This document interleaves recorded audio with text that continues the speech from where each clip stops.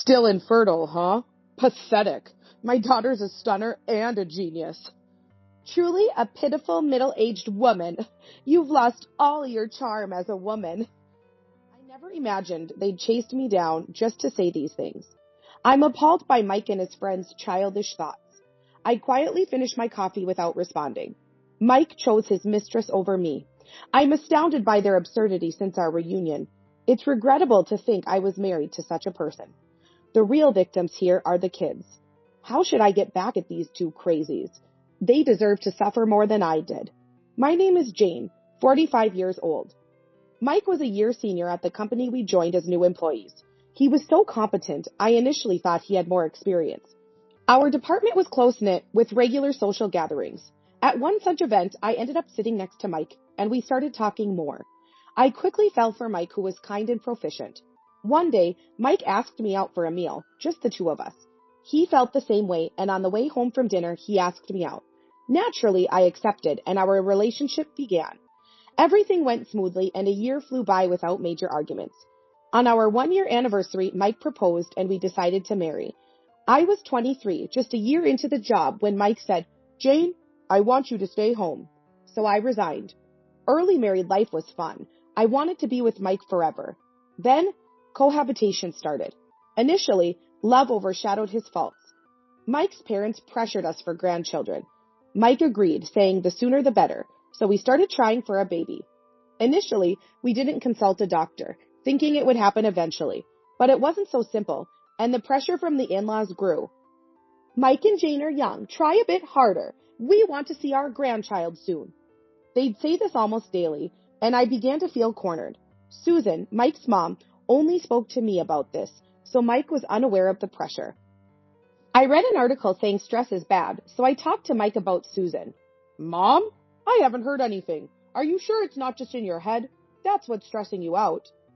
"Mike, maybe you haven't heard, but I get calls every day. It's really tough. Could you talk to Susan?" "All right, I'll try." The day after this conversation, Susan called. Thinking Mike had spoken to her and expecting an apology, I answered. "Did you complain to Mike? Nasty woman. Just have the grandchild and get divorced. If you can't even have a baby, leave." She ranted like this for 2 hours. Fed up with Susan's attitude, I suggested to Mike we should see a doctor. But he was reluctant and said, "Why don't you go alone, Jane? The issue is usually with the woman, right?" "It's not my problem. We've been trying for a year and a half. It's better you go." He refused to even entertain the possibility it could be him. Resigned, I went to the doctor alone. The test showed I was normal. I showed the results to Mike when he got home from work and asked him to get tested too. Mike said, "Then what could it be? It's definitely not me."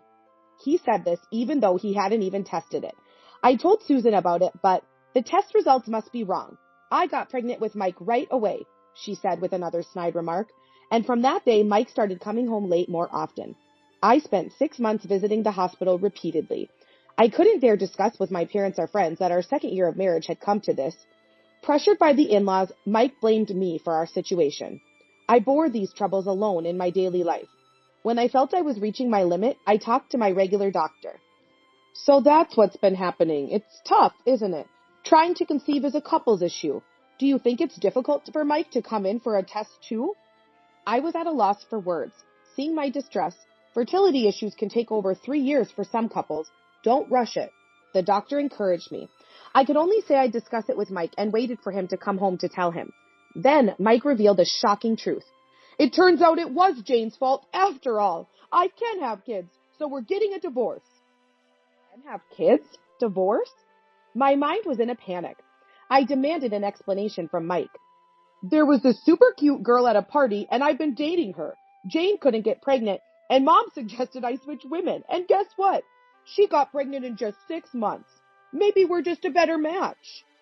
That's cheating. We've only been married 2 years. I've been dealing with the infertility and Susan's nagging all alone.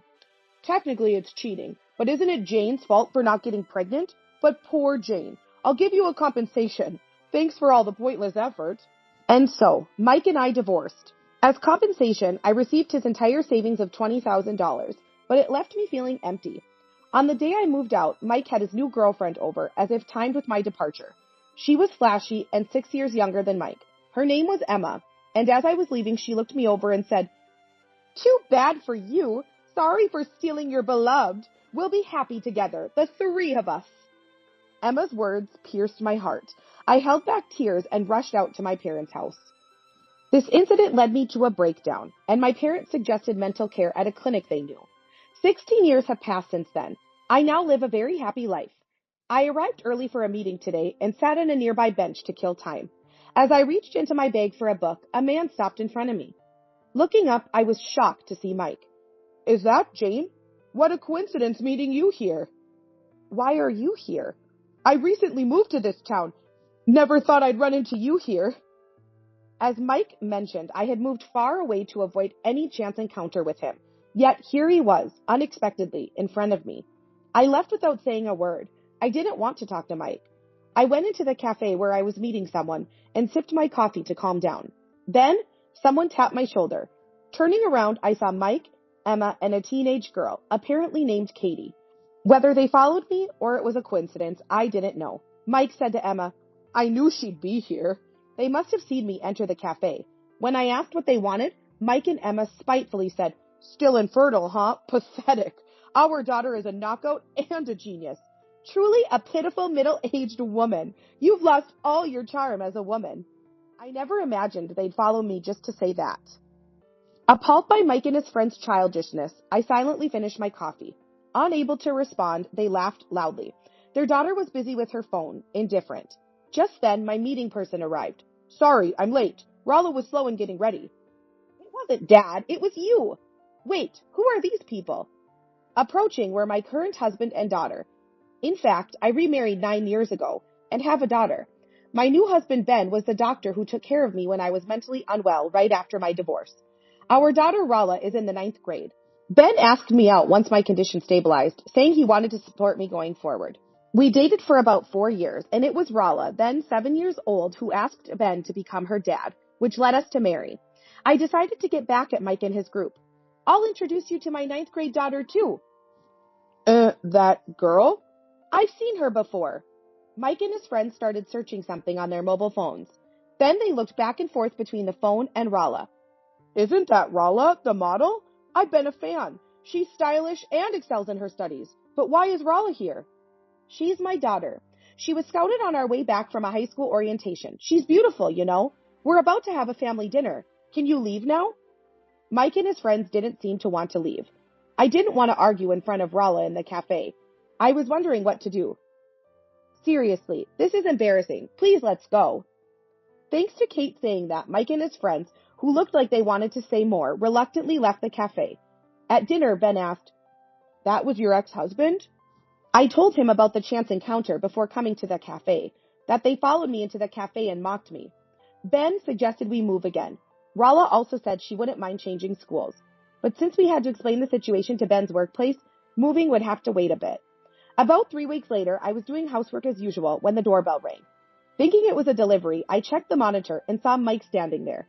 Wondering how he knew where I lived, I didn't want to face him and pretended not to be home.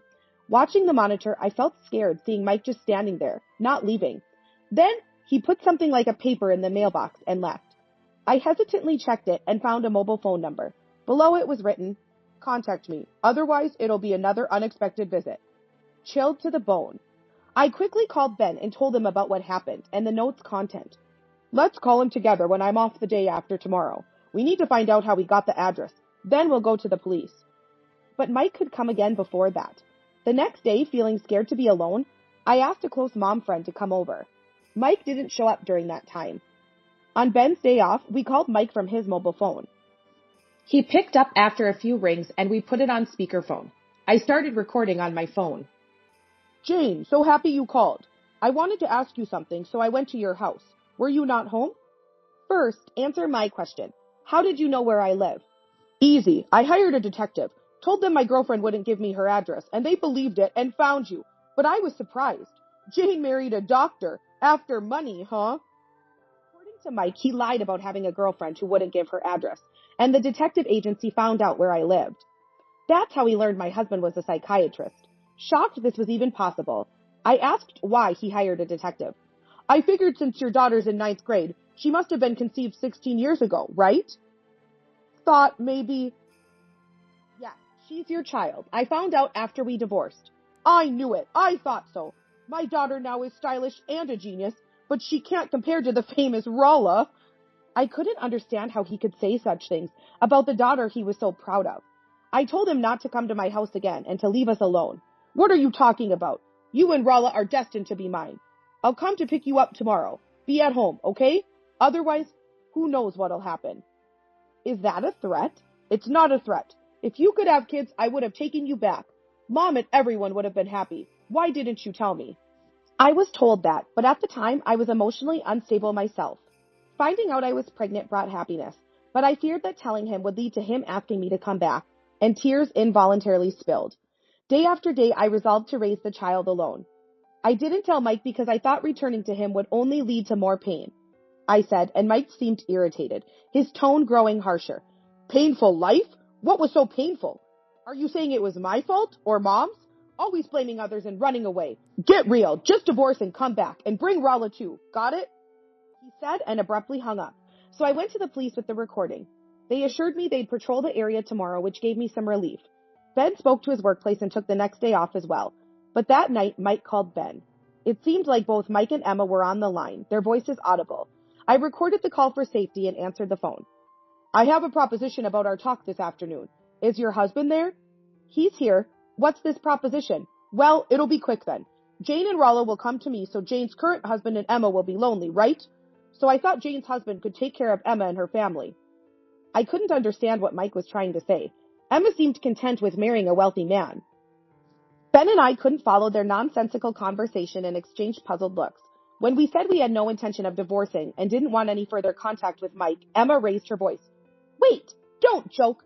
Your husband will obviously prefer me. I'm younger and more beautiful. I even quit my part-time job at the store because I heard I could marry a high-income guy. That's your choice, isn't it? You return to Mike and I become the wife of a rich man. Perfect, right? What's the problem? You're so selfish.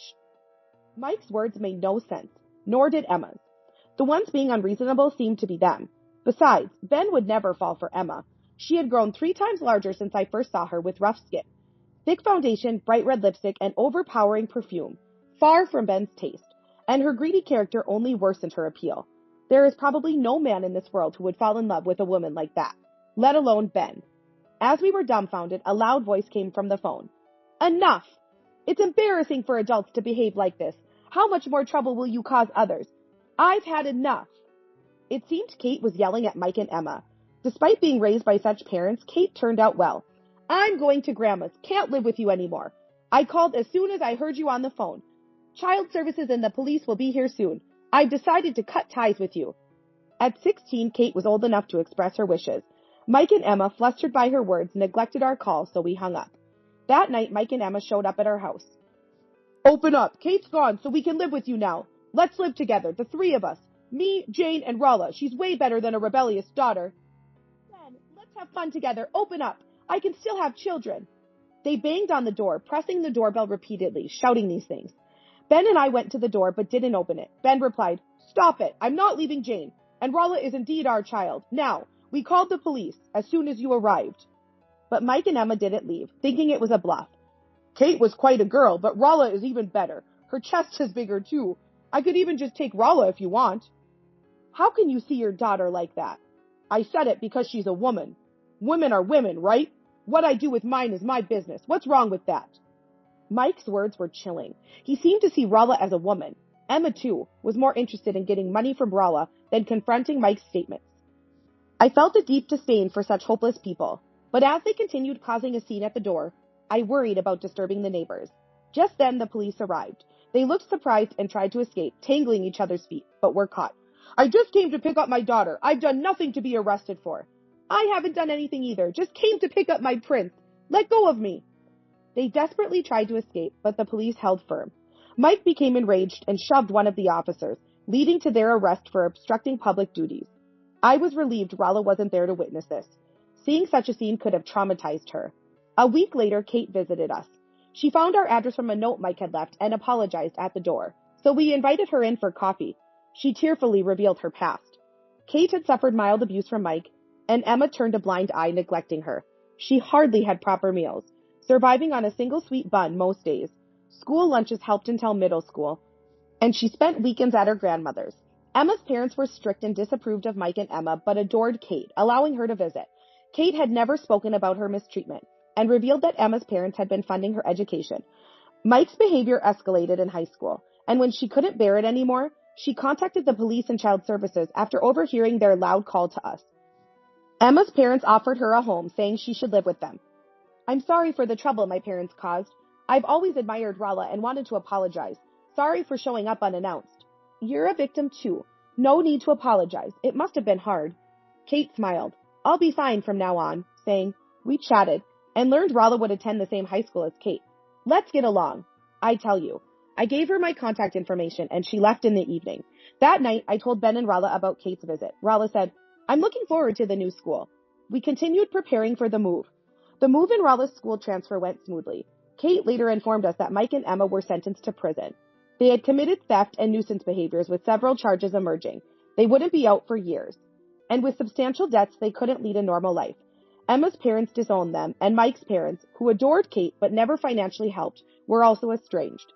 Mike's parents were heartbroken at losing contact with their granddaughter. Since then, we've led a peaceful life. Kate became much happier and closer to Rolla, often staying over during weekends. We maintained a good relationship with Emma's parents. Infertility is a delicate issue. Assumptions can be hurtful. Like me, many are pressured and end up mentally distressed.